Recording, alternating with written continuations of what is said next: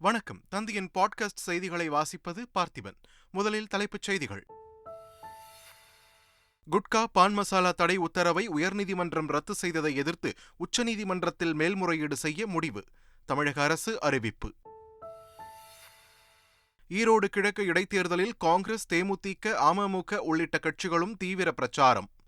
அதிமுக சார்பில் விரைவில் வேட்பாளர் அறிவிப்பு என எடப்பாடி பழனிசாமி தகவல். ஜெயலலிதா, சசிகலா, OPS, தமிழக மக்கள் என யாருக்கும் எடப்பாடி பழனிசாமி உண்மையாக இல்லை. அமைச்சர் உதயநிதி ஸ்டாலின் விமர்சனம். காஷ்மீருக்கும் தமிழ்நாட்டுக்கும் ஏராளமான தொடர்பு இருப்பதாக ஆளுநர் RN ரவி பேச்சு. 370வது சட்டப்பிரிவை ரத்து செய்த பின்பு காஷ்மீரில் பல நல்ல விஷயங்கள் நடைபெற்று வருவதாகவும் கருத்து. இந்தியாவில் முதல் முறையாக கர்ப்பப்பை வாய் புற்றுநோய்க்கு தடுப்பூசி. 200 ரூபாய் முதல் 400 ரூபாய்க்குள் தடுப்பூசியை வழங்க சீரம் நிறுவனம் முடிவு. நியூசிலாந்தில் கொட்டி தீர்க்கும் கனமழையால் கடும் வெள்ளப்பெருக்கு. நிலைமை மேலும் மோசமடையும் என்பதால் அவசர நிலை பிரகடனத்தை அறிவித்தது அரசு. தென்னாப்பிரிக்க மகளிர் முத்தரப்பு T20 தொடர். இந்தியா, தென்னாப்பிரிக்கா மகளிர் அணிகள் இன்று மோதல். இனி விரிவான செய்திகள். இந்தியாவின் பழமையான மொழி தமிழ் என்றும் காஷ்மீருக்கும் தமிழகத்திற்கும் பல தொடர்புகள் உள்ளதாகவும் ஆளுநர் RN ரவி தெரிவித்துள்ளார். சென்னை திருவான்மியூரில் நடைபெற்ற விட்டஸ்டா 2023 நிகழ்ச்சியின் தொடக்க விழாவில் கலந்து கொண்டு பேசிய அவர், வேற்றுமையில் ஒற்றுமை என்பது அரசியல் வார்த்தை மட்டுமல்ல, அதில் நம் வாழ்வியலும் அடங்கும் என கூறியுள்ளார். காஷ்மீருக்கும் தமிழ்நாட்டிற்கும் பல தொடர்புகள் உள்ளது என்றும் இந்தியாவின் பழமையான மொழி தமிழ் என்றும் தெரிவித்துள்ளார். 18ஆம் நூற்றாண்டு முன்வரை பொருளாதாரத்தில் தலைசிறந்த நாடாக இந்தியா இருந்துள்ளது என்றும் அதனை நாம் மீட்டெடுக்க வேண்டும் என்றும் ஆளுநர் RN ரவி கூறியுள்ளார். குட்கா பொருட்கள் மீதான தடை உத்தரவை உயர்நீதிமன்றம் ரத்து செய்ததை எதிர்த்து உச்சநீதிமன்றத்தில் தமிழக அரசு சார்பாக மேல்முறையீடு செய்யப்படும் என்று அமைச்சர் மா. சுப்பிரமணியன் தெரிவித்துள்ளார். குட்கா பான்பராக் இதுக்கு தொடர்ச்சியா ஒவ்வொரு வருஷமும் அந்த தடைக்கான அந்த உத்தரவு போட்டுனே இருந்தோம். இந்த வருஷம் ஹைகோர்ட்ல அதுக்கு தடைகள் விதிச்சிருக்காங்க. இதுக்கான ஒரு மேல்முறையீடு குட்கா பான்பராக் இதெல்லாம் தமிழ்நாட்டில் கூடவே கூடாதுங்கிறதுல மாண்புமிகு தமிழ்நாட்டின் முதலமைச்சர் அவர்கள் ரொம்ப குறியா இருக்கிறாங்க. எனவே இந்த தீர்ப்பை எதிர்த்து மேல்முறையீடு உச்சநீதிமன்றத்தில் மிக விரைவில் AG போன்ற உயர் சட்ட வல்லுநர்களுடன் இந்த துறை கலந்து ஆலோசித்துக் கொண்டிருக்கிறது. மிக விரைவில் மேல்முறையீட்டு மனுவை உச்சநீதிமன்றத்தில் தாக்கல் செய்யும். ஈரோடு கிழக்கு சட்டமன்ற தொகுதியில் மதச்சார்பற்ற முற்போக்கு கூட்டணி மகத்தான வெற்றி பெறும் என்று தமிழக காங்கிரஸ் தலைவர் KS அழகிரி கூறினார். எங்கேயுமே யாரையும் காணுன்னு அதன் பிறகு இப்போ நீங்களே சொல்கிறீங்க அதிமுகவுடைய கூட்டணி இழுபறியில் இருக்குங்கிறீங்க. எங்களுடைய கூட்டணி மகத்தான வெற்றியை பெறும்.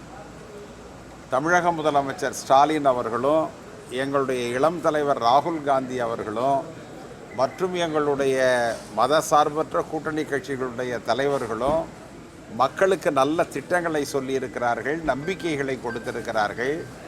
தமிழகத்தினுடைய வளர்ச்சிக்கு நாங்கள் பாடுபடுவோம். அதனுடைய ஒரு எடுத்துக்காட்டு தான் கமலஹாசன் இன்றைக்கு எங்களுக்கு ஆதரவாக வந்திருப்பது. மற்ற கட்சிகள் வேட்பாளரை அறிவித்தால் எங்களுக்கு கவலை இல்லை, நாங்கள் கலந்தாலோசித்து வேட்பாளரை அறிவிப்போம் என முன்னாள் அமைச்சர் ஜெயக்குமார் தெரிவித்துள்ளார். 31ஆம் தேதி தான் மனு தாக்கல் ஆரம்பம். ஸோ டைம் இருக்குது, சஃபிஷியண்டாக டைம் இருக்குது.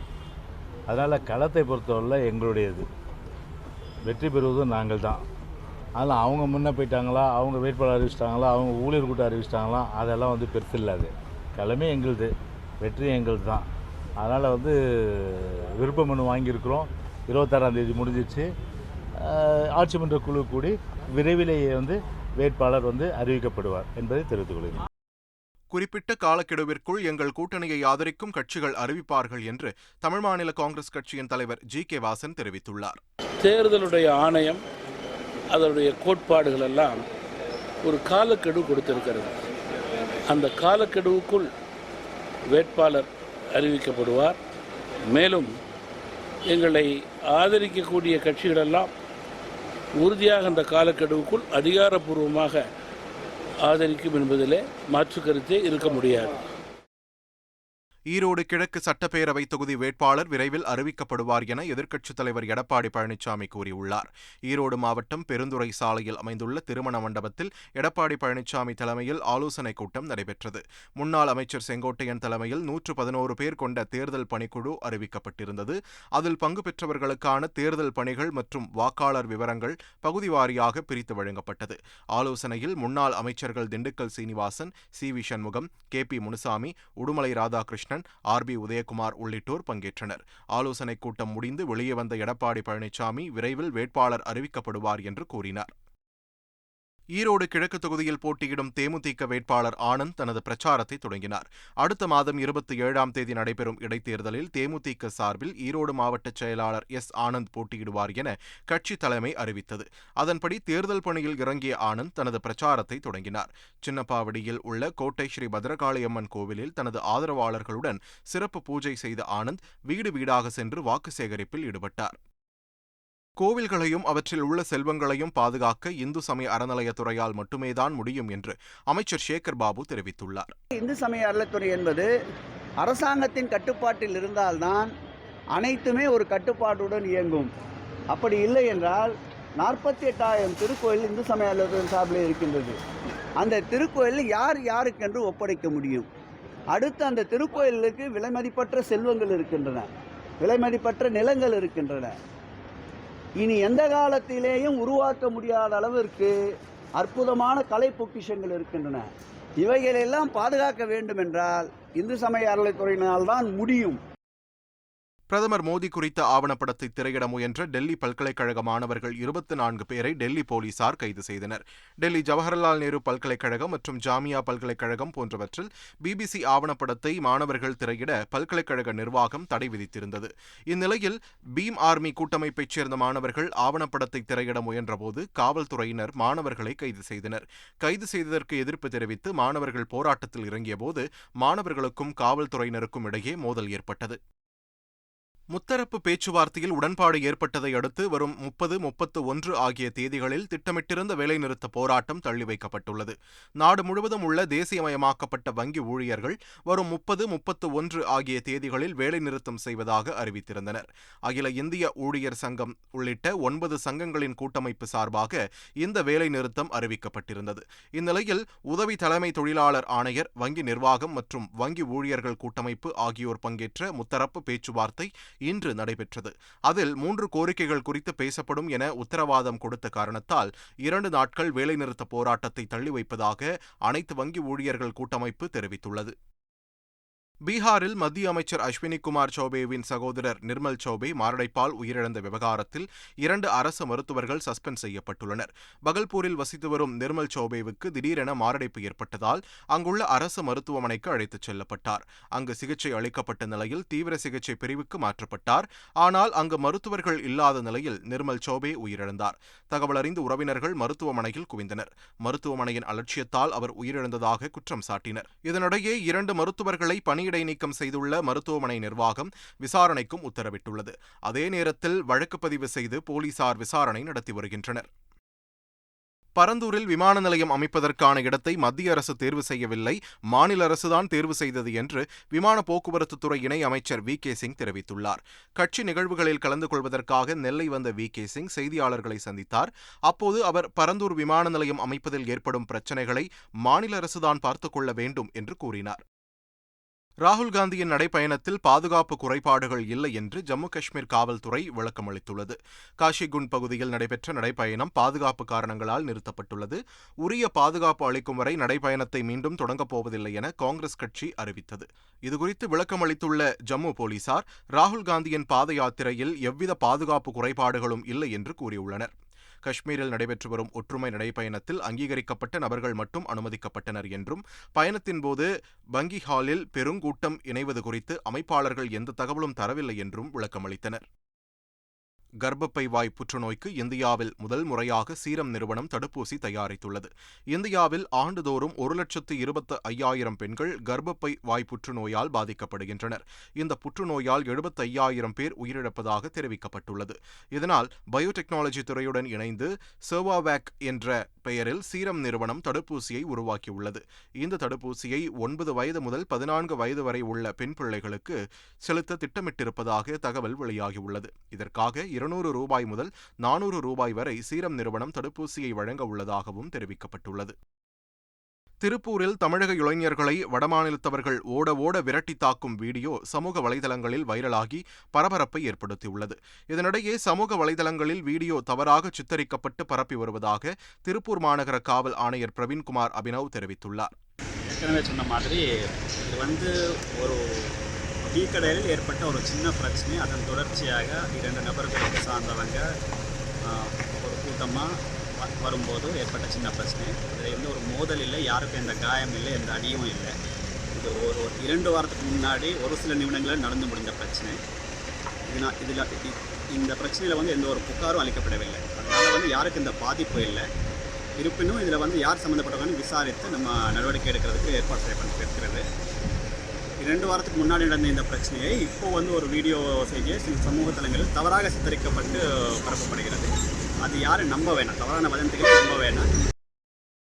சிந்து நதிநீர் ஒப்பந்தத்தில் மாற்றம் செய்ய கோரி பாகிஸ்தானுக்கு இந்தியா நோட்டீஸ் அனுப்பியுள்ளது. சிந்து நதிநீரை பகிர்ந்து கொள்ள 1960ஆம் ஆண்டு இந்தியாவுக்கும் பாகிஸ்தானுக்கும் இடையே சிந்து நதிநீர் ஒப்பந்தம் கையெழுத்தானது. இரு நாடுகளும் தரவுகளை பரிமாறிக்கொள்ள சிந்து ஆணையம் அமைத்து ஆணையர்களை நியமித்துள்ளன. இந்நிலையில் இந்த ஒப்பந்தத்தில் மாற்றம் செய்ய கோரி கடந்த 25ஆம் தேதி பாகிஸ்தானுக்கு இந்தியா நோட்டீஸ் அனுப்பியுள்ளது. பாகிஸ்தானின் நடவடிக்கைகள் ஒப்பந்தத்தின் விதிகளை மீறும் வகையில் இருப்பதாகவும் இதனால் ஒப்பந்தத்தை மாற்றுவதற்கான அறிவிப்பை வெளியிட வேண்டிய கட்டாயம் இந்தியாவிற்கு ஏற்பட்டுள்ளதாகவும் கூறப்பட்டுள்ளது. அந்தமான் கடல் பகுதியில் நேற்று இரவு மிதமான நிலநடுக்கம் ஏற்பட்டுள்ளது. இரவு 9:04 மணியளவில் நிலநடுக்கம் உணரப்பட்டதாக இந்திய நிலநடுக்க ஆய்வு மையம் தெரிவித்துள்ளது. அந்தமானில் இருந்து 147 கிலோமீட்டர் வடக்கு வடமேற்கு கடற்பகுதியில் 60 கிலோமீட்டர் ஆழத்தில் நிலநடுக்கம் ஏற்பட்டுள்ளது. ரிக்டர் அளவுகோலில் 4.6 பதிவானதாக தெரிவிக்கப்பட்டுள்ளது. நியூசிலாந்தில் கொட்டி தீர்க்கும் கனமழையால் கடும் வெள்ளப்பெருக்கு ஏற்பட்டுள்ளது. ஆக்லாந்து நகரில் பெய்து வரும் கனமழையால் அங்கு அவசர நிலை பிரகடனப்படுத்தப்பட்டுள்ளது. வெள்ளப்பெருக்கால் சாலைகளில் இடுப்பளவுக்கு தண்ணீர் தேங்கியுள்ளது. வீடுகள், வாகனங்கள் நீரில் மிதக்கின்றன. பொதுமக்கள் தங்களது உடைமைகளை எடுத்துக்கொண்டு பாதுகாப்பான இடங்களுக்கு இடம்பெயர்ந்துள்ளனர். மீட்புப் பணியில் தீயணைப்புப் படையினர் ஈடுபட்டுள்ளனர். நிலைமை மேலும் மோசமடையும் என எச்சரிக்கை விடுக்கப்பட்டுள்ளது. பொதுமக்கள் பாதுகாப்பாக இருக்குமாறும் அறிவுறுத்தப்பட்டுள்ளனர்.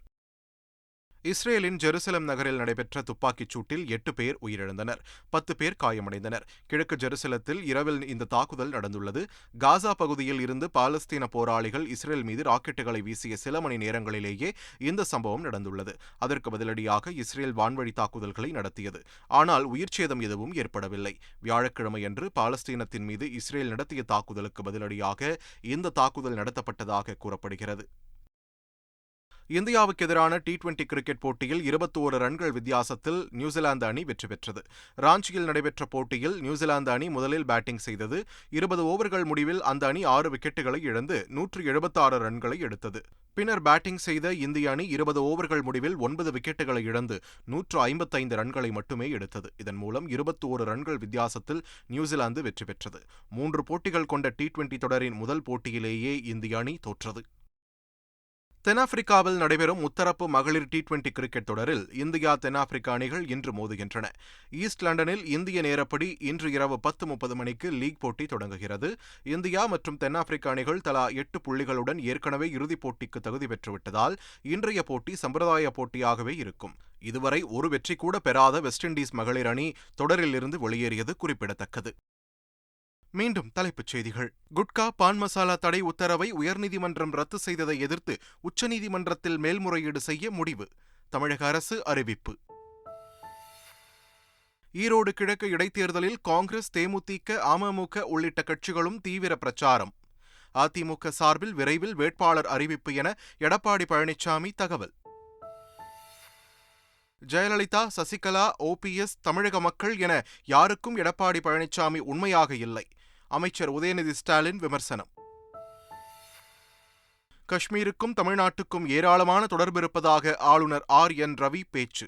370வது சட்டப்பிரிவை ரத்து செய்த பின்பு காஷ்மீரில் பல நல்ல விஷயங்கள் நடைபெற்று வருவதாகவும் கருத்து. இந்தியாவில் முதல் முறையாக கர்ப்பப்பை வாய் புற்றுநோய்க்கு தடுப்பூசி. 200 ரூபாய் முதல் 400 ரூபாய்க்குள் தடுப்பூசியை வழங்க சீரம் நிறுவனம் முடிவு.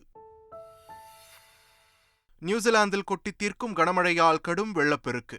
நிலைமை மேலும் மோசமடையும் என்பதால் அவசர நிலை பிரகடனத்தை அறிவித்தது அரசு. தென்னாப்பிரிக்க மகளிர் முத்தரப்பு T20 தொடர். இந்தியா தென்னாப்பிரிக்கா மகளிர் அணிகள் இன்று மோதல். இத்துடன் தந்தியின் பாட்காஸ்ட் செய்திகள் நிறைவு பெறுகின்றன. வணக்கம்.